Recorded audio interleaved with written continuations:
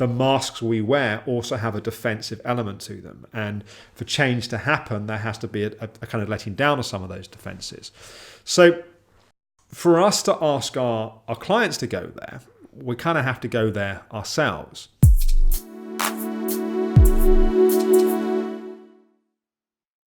Welcome to Flourishing Friday. Flourishing Fridays are primarily aimed at practitioners, so people working as either integrative medicine practitioners, traditional medicine practitioners, in forms of psychotherapy, training, teaching. But I think they're also, I hope, relevant to anyone that has an interest in self-development and how to really integrate these tools into one's wider life. And in today's session, I wanted to talk about authenticity. We've had a bit of a theme this week in the podcast and the vlog around self-love. And this is in some ways an extension of this and how this comes more into one's professional roles.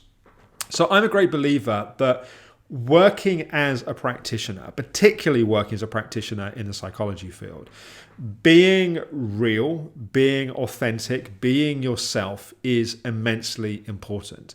And the reason why I think that's so important is that we're asking our clients to take down their masks. We're asking them to open up, to be vulnerable, to be real with us. And because if they're not, particularly doing psychology work is really quite difficult because you're just having to deal with all these layers of kind of hiding and defense in a sense. Often the masks we wear also have a defensive element to them. And for change to happen, there has to be a kind of letting down of some of those defenses. So for us to ask our clients to go there, we kind of have to go there ourselves. It's also tricky because in a sense you're playing a professional role and you're playing a role where just vomiting out everything that's happening in your life obviously isn't appropriate. And so how we play that role and how we kind of work with authenticity, I think could be quite a tricky thing sometimes.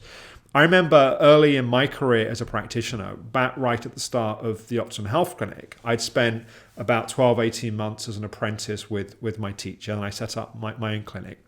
And a friend of mine had a clinic in Harley Street in central London. It's actually Ashok Gupta, people that know the history of some of this work. And Ashok and I ended up sharing this clinic room together in Harley Street. I think I was 23 at the time. I think 23. And understandably, as a 23-year-old guy working in quite an complex role as running this clinic and also working as a psychology practitioner, I had some defenses and some of the things that I did. I remember I used to wear a suit and tie because I felt like I was in Harley Street and I had to look like the doctors that were all very smart. It wasn't really natural to me though. I mean, at this point in time, I think I have one suit that sort of fits. My suit I have for my wedding was my suit for about 5 years afterwards. I probably wear a suit once every 2 years, normally at a wedding or a funeral. And not there's anything wrong with wearing suits, it's just not kind of my thing. But there was a kind of sense of feeling like I had to play a role, like I had to kind of, come across as professional and be a certain way. And it took an evolution in my own kind of self-love and my own kind of self-development to be able to start to take down those parameters and be authentic and be real. In fact, I remember the time that I was experimenting with this more, and this was kind of, I guess, 3 or 4 years after that.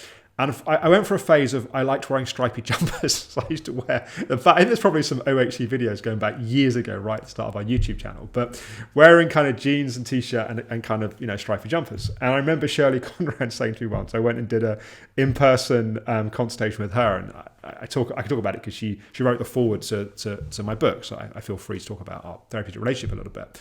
And she was kind of checking me out a little bit as like, are you someone that I can trust? Like someone that is going to be worthy of placing my kind of therapeutic trust in. And she said something like one day, you could just be some bloke in a stripy jumper. It's kind of stuck in my head. Anyway, going beyond clothes, that it's not just the clothes we wear. In fact, that's kind of the surface piece. It's more about how we are with people. Are we putting on a front? Are we trying to impress people? Or are we trying to, one of the things that I always tell students off for when we do supervised sessions is when they start to develop what I call a therapist voice. So they have their normal way of talking when you're kind of interacting with them. And then you put them in a room with a client and you supervise them.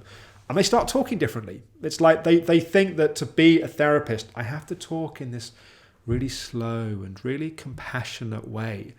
And I always say, look, you need to be yourself. You need to not put on this kind of front, because you're going to get the same from your client. You need to find the way to have your authentic voice. And that doesn't mean that when your client says to you, how are you doing? And they say, great, how are you? And you say, oh my God, I've just had the worst morning. It's not that you just then have no boundaries or no parameters, but you're being authentic. You're being yourself. And the kind of the rule of thumb here really is sometimes it's really helpful therapeutically to talk about things that have happened in our lives and things we've been through. But they should always be things in the past. They should be things that we have resolution with. They're not active issues that we're struggling with. And it should always be in the client's interest. So the reason to divulge personal stories from our life is not because we want to be seen we want to kind of impress our client and be seen in a certain way, or we want to go, oh my God, I'm just like you. I've had that same experience. It's a kind of a cheating way of trying to get rapport. Although sometimes, yes, it can be healthy to build rapport by sharing the fact that we have some similar experience. But it has to be for the right reason. It's not an impressing. It's not a kind of like, oh my God, yeah, my life's really shit. So there's a kind of nuance to this, and hopefully if you've had good clinical training, you've had some guidance and support in as a practitioner on how to do that.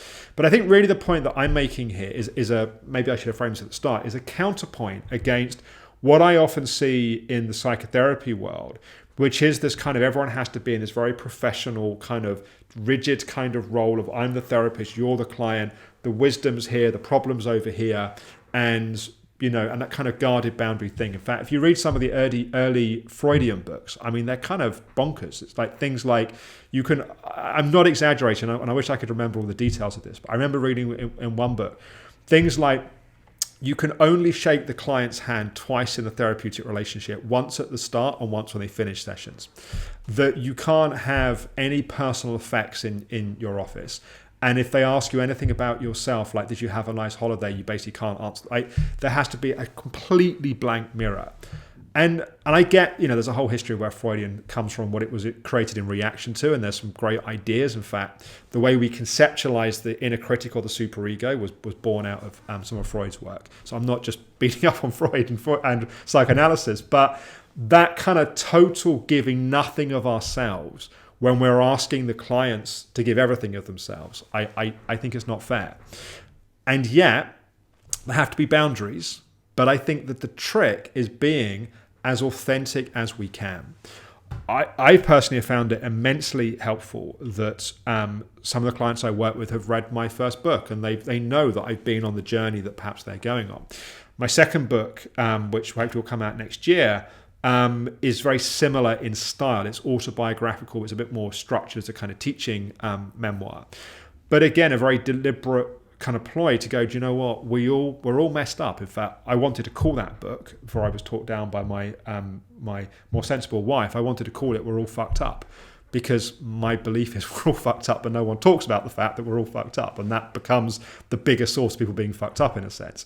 But be authentic. It's important. Be yourself. Be willing to take down your masks and your guards to encourage your clients to do the same. You can do that in a way which is boundaried. You can do that in a way which is entirely professional, but is also human.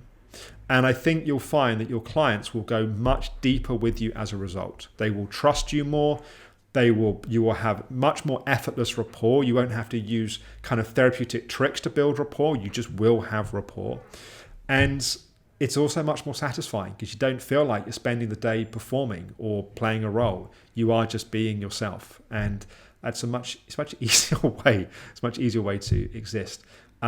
But it does involve, if we go back to yesterday's video, Thoughtful Thursday, about cultivating self-love, of course, it does involve working on your own relationship with yourself to the point that you're comfortable enough with yourself that you feel that you can be yourself without having to perform, which is kind of the link in terms of these videos. So tomorrow is Spotlight Saturday. And for the first, last week Spotlight Saturday I cheated because I was spotlighting my own vlog and podcast. For the first official Spotlight Saturday, I'm going to talk about, Spotlight Saturdays is going to be a kind of mishmash of different things. I'm going to talk about books, research papers, online courses, and other things that I want to put a spotlight onto. But for tomorrow's session, I'm going to talk about the first ever self-help spiritual book that I read. And I think it's the first book for a lot of people. I think it's a great book. It's called The Way of the Peaceful Warrior. And I'll tell you a little bit about how I came across the book, the impact that it had upon me, and some of the key lessons. It might be an inspiration for you to read it, but if nothing else, hopefully I can share some of the key principles from that book for you. So I look forward to talking with you then.